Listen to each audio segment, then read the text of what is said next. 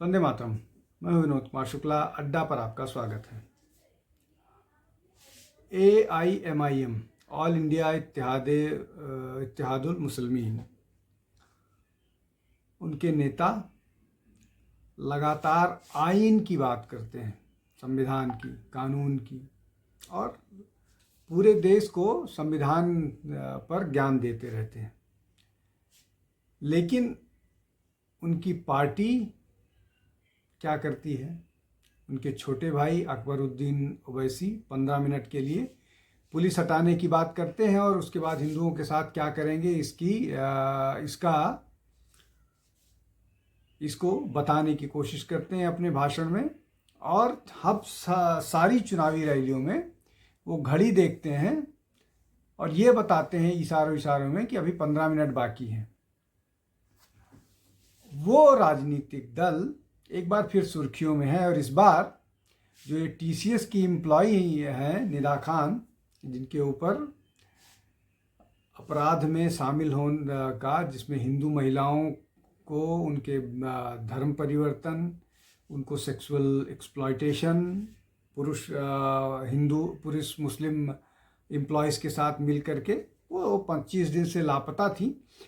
हालांकि इस लापता होने के दौरान उनके बारे में बहुत सारी सूचनाएं आई कि वो लापता नहीं हैं, वो अपने फ्लैट में रह रही हैं, कहीं नहीं गई हैं।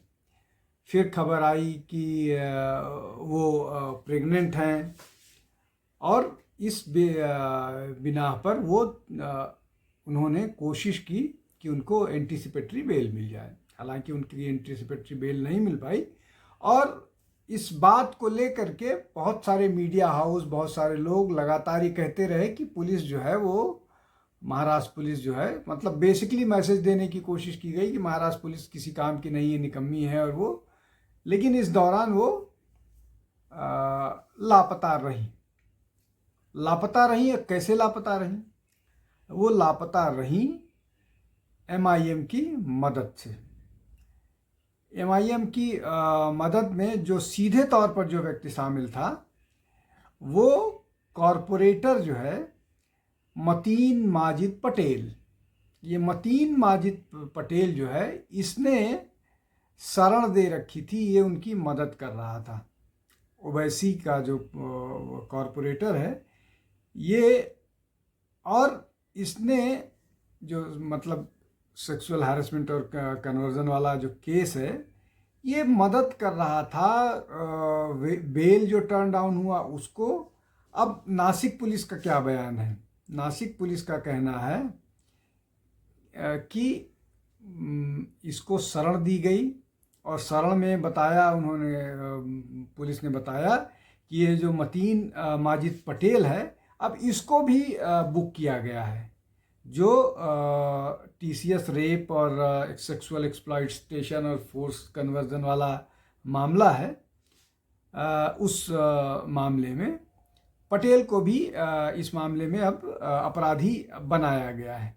लेकिन उसके अलावा जो महत्वपूर्ण बात यह है कि MIM के पूर्व सांसद इम्तियाज जलील सरेआम कह रहे हैं कि वो परिवार के लोगों से उन्होंने मुलाकात की और कहा कि किसी भी वक्त, रात के 12 बजे या किसी भी वक्त, अगर उनके मदद की ज़रूरत है परिवार को, तो वो उनके साथ खड़े हैं।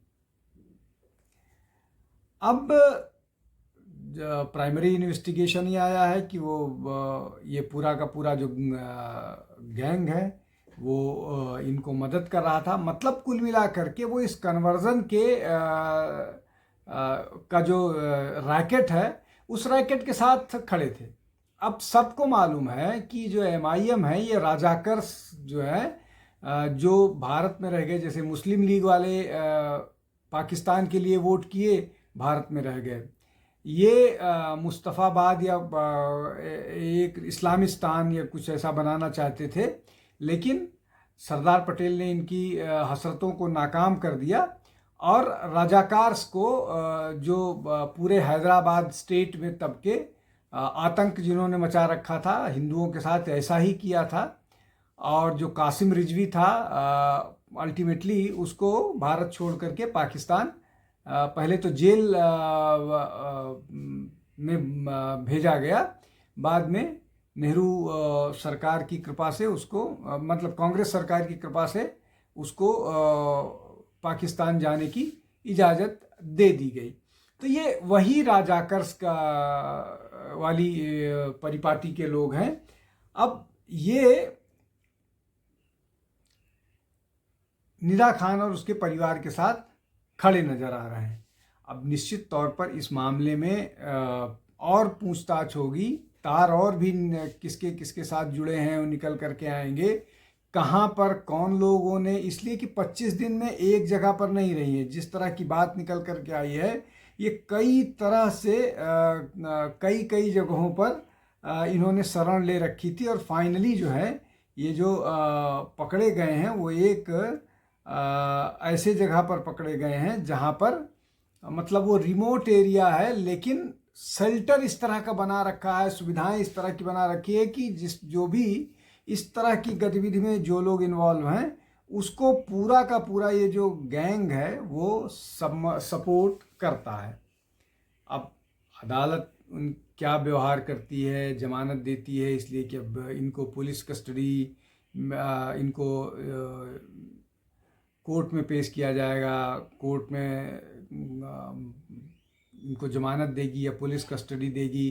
पुलिस कस्टडी के बाद बहुत सारी चीज़ें निकल करके आएंगी और ये जो झूठ वाली बात थी इस पर भी संज्ञान लिया जाना चाहिए कि क्यों जमानत के लिए, और उस डॉक्टर से भी, उस डॉक्टर को भी इंटरोगेट करना चाहिए जिस डॉक्टर ने ये बताया था कि बताने की कोशिश की थी कि मैंने इन्वेस्टिगेट किया था निदा खान को और प्राइमरीली वो जो है निदा खान प्रेग्नेंट लग रही थी। तो ये कुल मिलाकर के जो ये बड़ी साजिश है, बड़ा गेम प्लान है, और उसमें इस तरह के संगठन, चाहे वो MIM हो, चाहे और इस तरह के मिले जुले संगठन जो पूरे देश में फैले हुए हैं।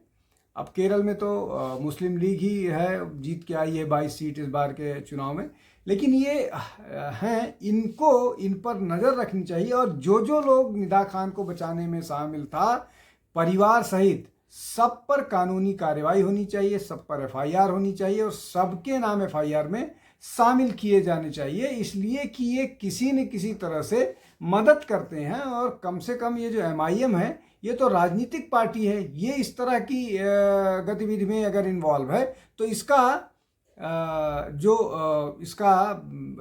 राजनीतिक दल होने का लाइसेंस है या जो चुनाव आयोग की वो है वो ख़त्म होना चाहिए। आज के लिए बस इतना ही। बहुत बहुत धन्यवाद। नमस्कार।